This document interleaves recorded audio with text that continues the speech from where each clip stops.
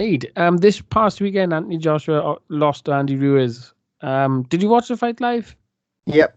I didn't watch it on Sky though. You didn't, to do. No, I watched on you broke the law. with no commentary on the European channel. Do you wish you'd stumped up the money now for the box office card and watched it in HD? And it wasn't planned, to be honest. I went to a festival, came back, and then ended up going to bed late. So I thought, well, it was 3:30 or whatever. Stick it on. At least you watched it. I listened to it on BBC 5 Live because prior, this weekend I thought I ain't wasting my money on a nothing fight, and then I listened to it and then ended up finding it online in the morning. Loads of people would have talked about, the fight, so we don't really have to, the shock of it and all that. So what was your opinion of it? I thought it was a very strange optic. You had this giant of a man against this shorter man, and the shorter man beat the shit out of him. Yeah, it looked odd in the press conferences when he put his arm around Ruiz and and give him the belts and stuff. I think he looked like a guy thinking, well, I'm going to beat this fat kid now. Let's give him a bit of, Yeah, I think on the previous Monday press conference, you had Anthony Joshua looking like an athlete and what looked to be like a fan waiting for a photograph. Yeah. With his hands in his pocket, he's so unassuming. And then, ultimately, it's a bad. I still haven't got my head around this. So I'm going to go through the fight breakdown, right? So Joshua seemed out of sorts. So the question is, why? Was it because Ruiz was better than him? Was it because Joshua had an off night? Or what was it? Why did Joshua put in that performance?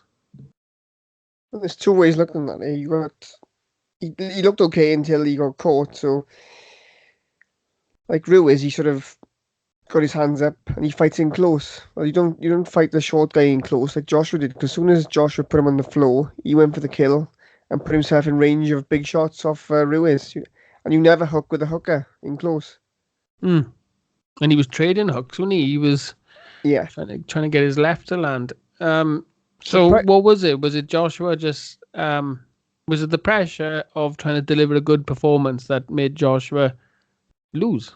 Because if he'd have gone Vladimir Klitschko on him, and stayed behind his jab, I was seeing an easy victory for him. Yeah, just follow the Joseph Parker sort of blueprint. But obviously with the big shots Joshua got, catching him now and again, that would be enough to get the victory, wouldn't it? Yeah.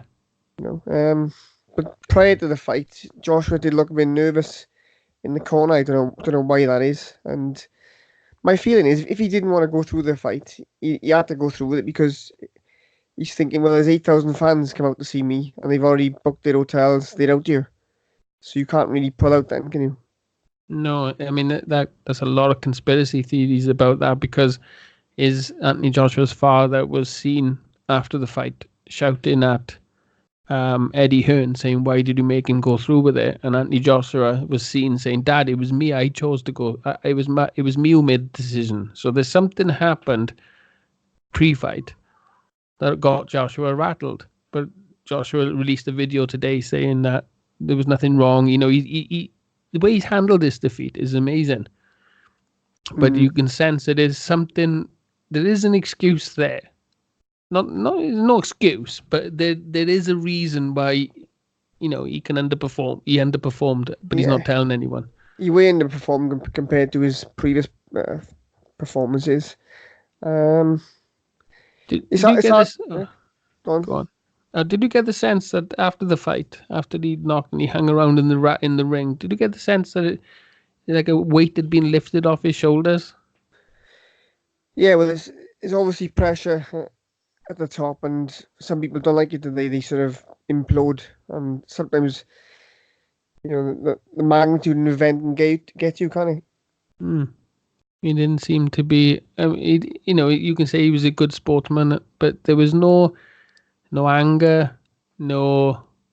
It was as if he was walking on the ring, and his conduct since as if he won. It's like it's strange to see a boxer not react to a loss.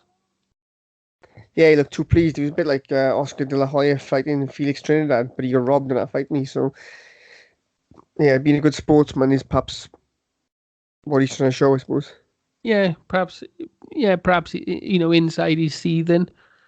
He doesn't want to show it because it's not polite or something like that. It's amazing class. I've been very happy. And what I liked about it is he seemed really happy for Ruiz.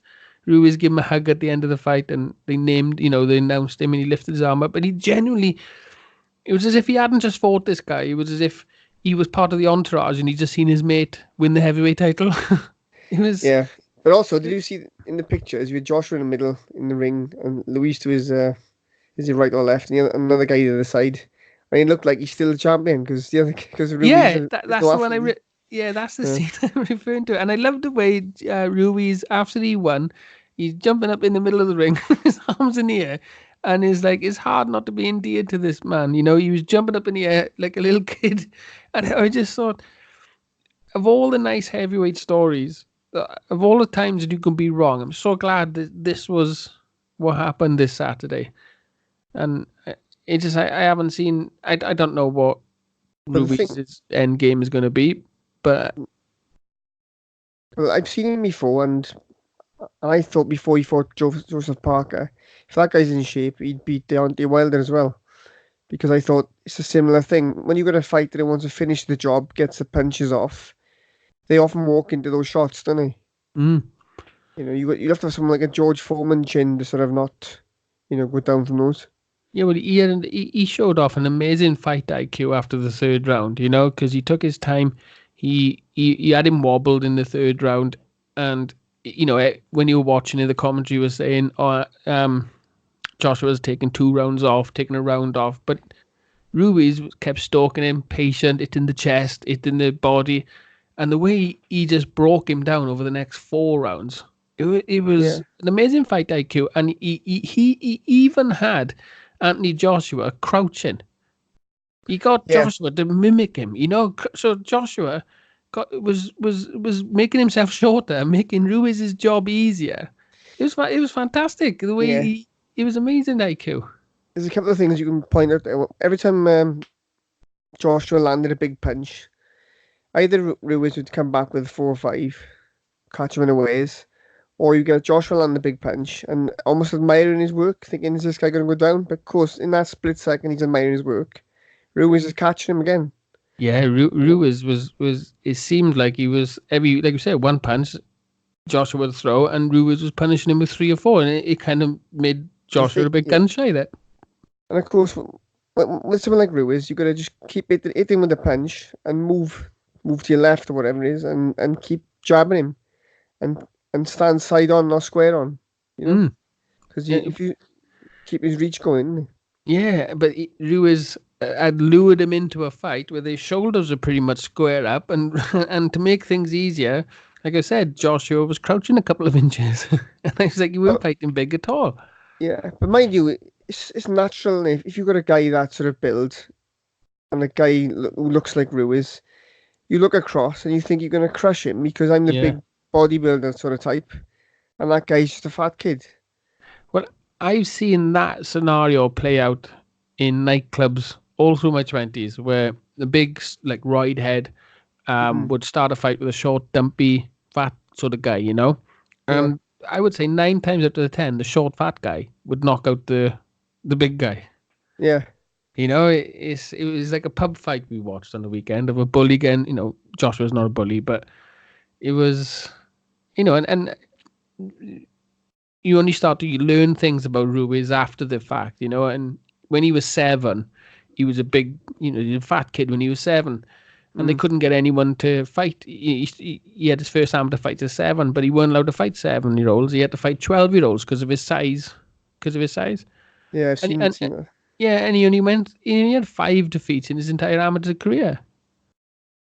So this man has been beating up bigger people, his entire life. Yeah. So the question I want to ask you is, Ruiz a flash in the pan, or is he going to be a permanent fixture? Yeah, it's a tough one to ask. It is, isn't it? It's a really tough one. That's why it all depends on Joshua's next fight. If they're going to have this rematch now, like it's been mooted, it all depends on that. But then even if he went 12 and well, whatever happens to Ruiz, he can keep fighting for another title, can't he? Yeah, you know, he's going to be a semi-permanent fixture, but I mean, is he going to be the type of fixture like a Ray Mercer, you know, or a higher level than Ray Mercer, so to speak, you know, where is he here to stay? Is he going to have a lengthy reign? If he loses against Joshua, is he going to be a belt holder sometime in the future? Or is this the best we'll ever see of him? I don't know. He said he's going to get in shape next time, so I think I've already got his career plan mapped.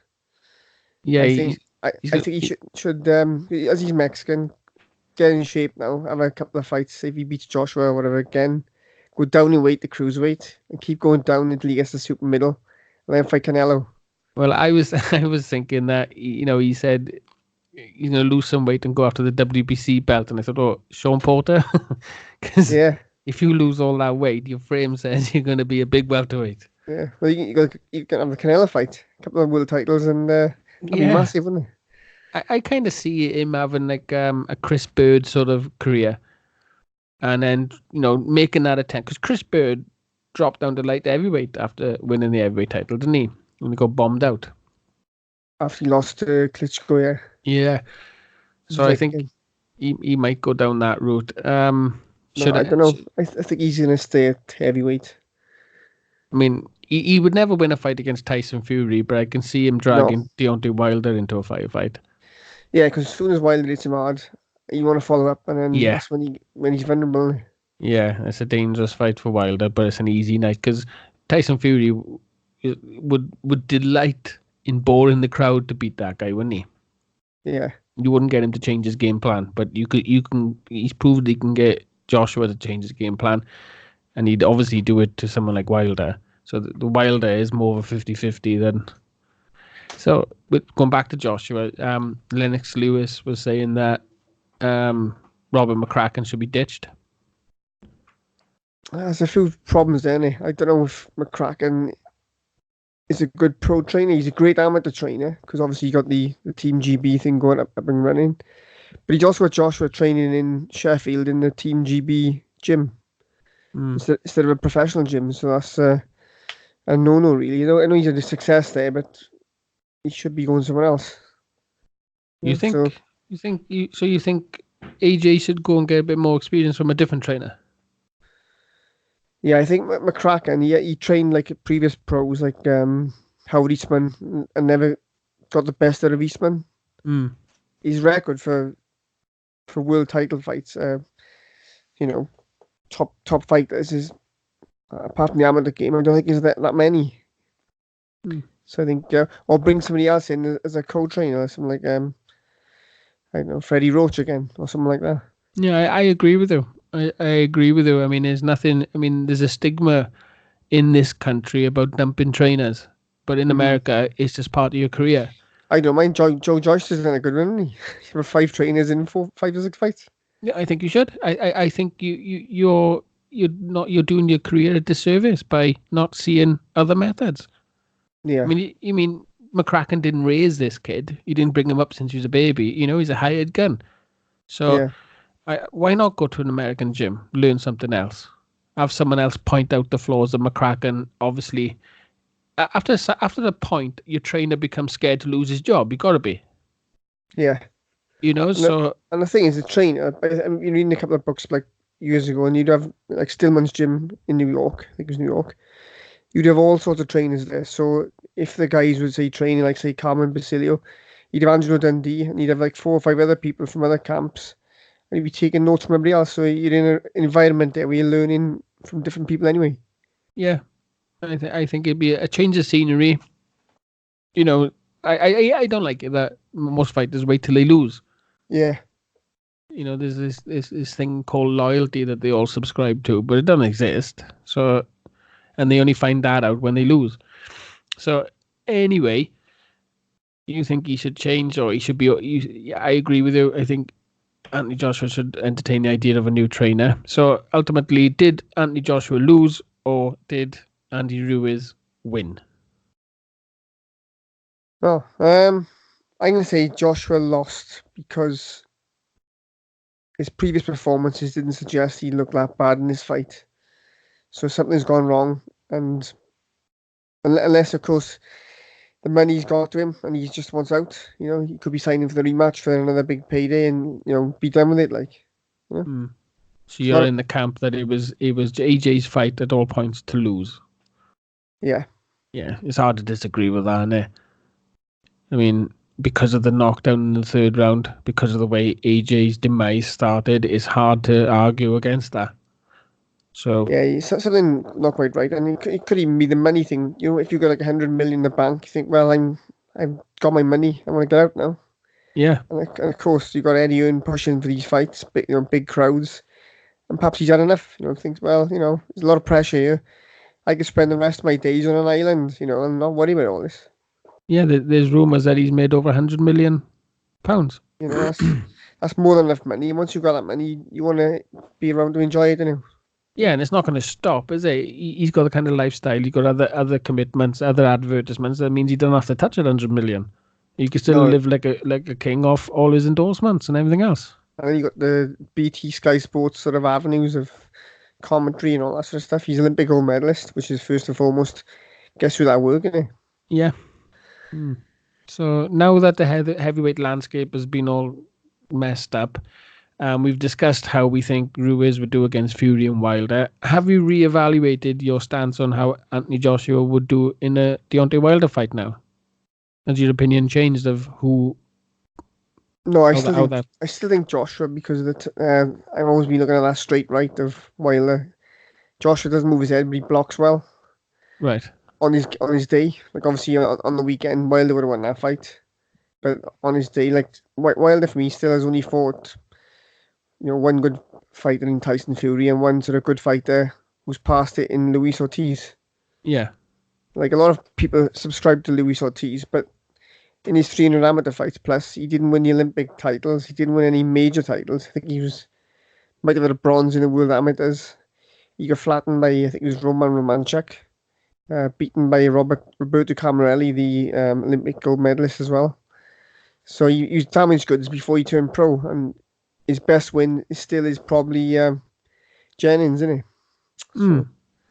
Oh, like that. It's a good breakdown. Yeah, it's because I'll be honest with you, I'm like one of these after timers whereas I thought AJ was gonna win against Wilder, I was like, oh well, he's not gonna beat Wilder now if he can't beat Ruiz, but it doesn't necessarily mean that, does it? Like you said, it's the styles.